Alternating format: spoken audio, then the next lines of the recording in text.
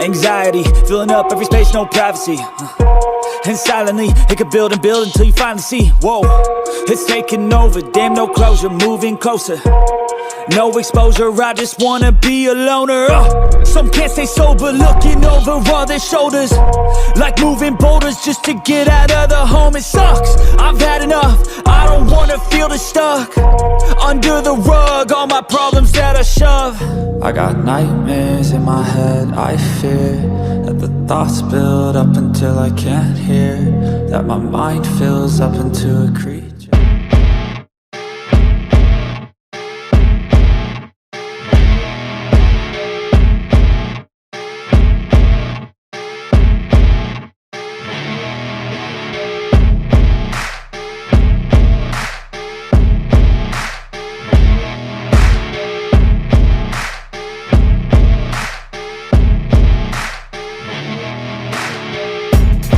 दोस्तों ट्रेनिंग कई तरह की होती है, आप जानते हैं, जैसे कि बॉडी बिल्डिंग के लिए लोग तैयारी करते हैं, प्रेप करते हैं, इसी तरीके से एथलीट की ट्रेनिंग होती है। तो दोनों डिफरेंट काइंड ऑफ ट्रेनिंग होती है। तो जहाँ एक बॉडी बिल्डर स्ट्रेंथ ट्रेनिंग पे जोर देता है, तो वहीं एक एथलीट होता है अपनी कोर मसल्स को स्ट्रॉन्ग करता है और फंक्शनल ट्रेनिंग पे ज़्यादा जोर देता है और कार्डियो पे ज़्यादा जोर देता है, जिससे कि उसकी कोर मसल स्ट्रॉन्ग करे, अपनी मोबिलिटी स्टेबिलिटी पे जोर देता है।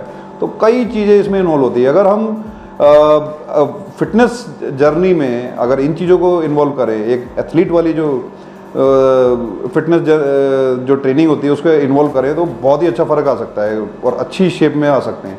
तो हम इसको एक एथलीट की जो ट्रेनिंग होती है उसको भी हम मर्ज कर सकते हैं इसमें, बॉडी बिल्डिंग ट्रेनिंग में, ठीक है।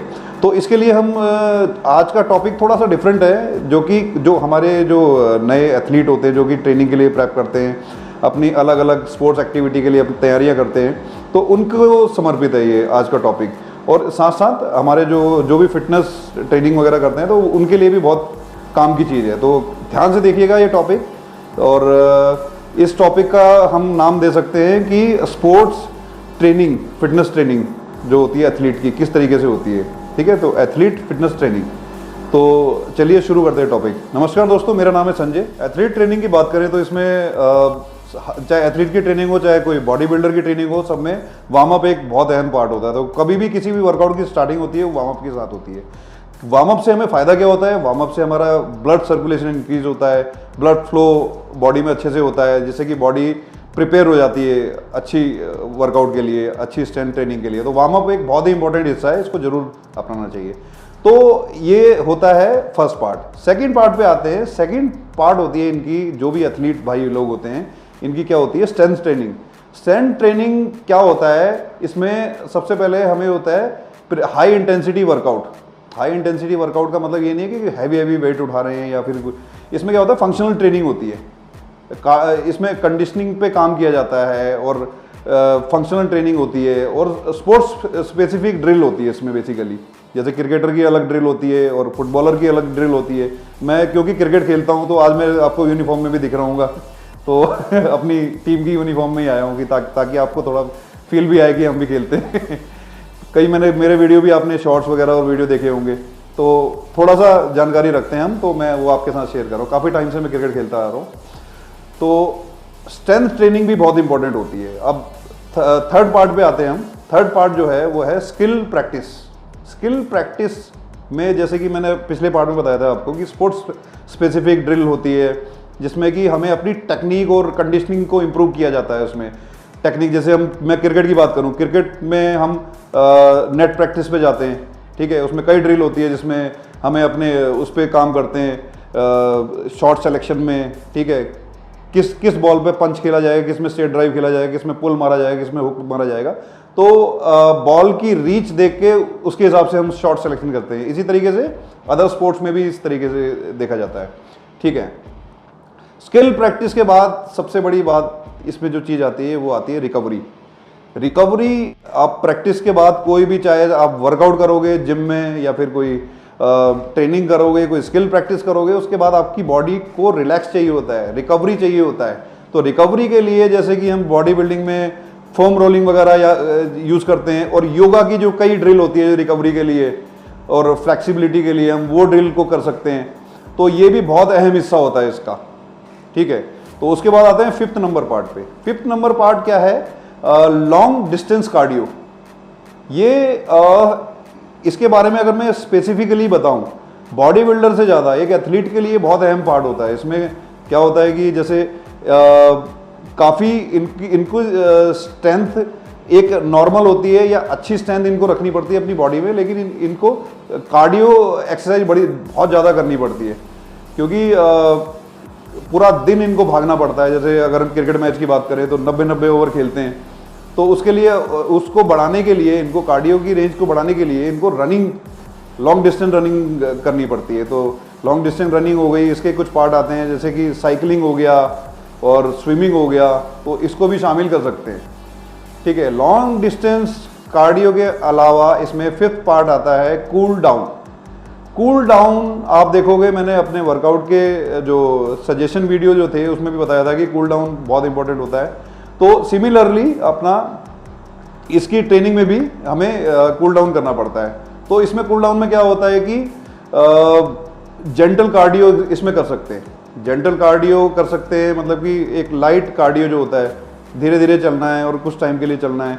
उसके बाद फिर बॉडी को जैसे जैसे एकदम से गर्म होती है, हीट उठाती है, उसके बाद उसको धीरे धीरे कूल डाउन करना पड़ता है। तो ये बहुत ज़रूरी होता है, क्योंकि एकदम से गर्म बॉडी को आप ठंडा करोगे तो फिर प्रॉब्लम हो सकती है इसमें।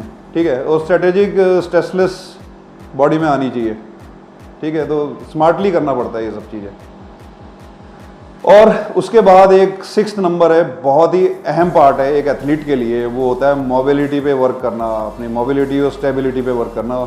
ठीक है, स्ट्रेंथ आ गई आपके अंदर, लेकिन मोबिलिटी और स्टेबिलिटी नहीं है तो कुछ नहीं हो सकता उसका।